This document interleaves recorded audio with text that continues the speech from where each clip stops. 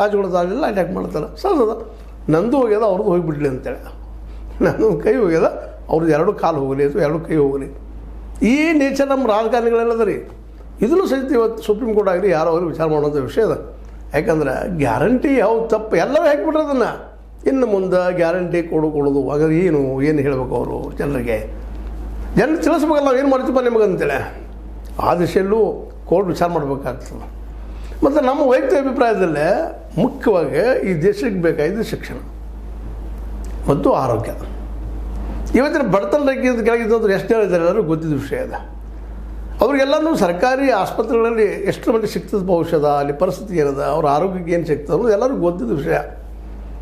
ಅದಕ್ಕಾಗಿ ಹೆಲ್ತು ಮತ್ತು education, higher education free ಮಾಡಿದರೆ ಇಡೀ ದೇಶದ ನಿಲ್ತದೆ.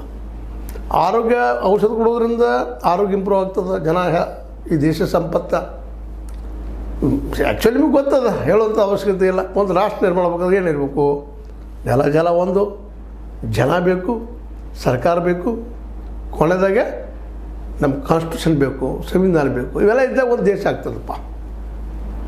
ಇವು 4 ಕುಡಿದ ಒಂದು ದೇಶ ಅಂದಾಗ ಜನ ಇಲ್ಲಿ ಬುದ್ಧಿವಂತರಾದ್ರೆ, ಜಾಣರಾದ್ರೆ ಅವ್ರ ದೇಶ ಸಂಪತ್ತ.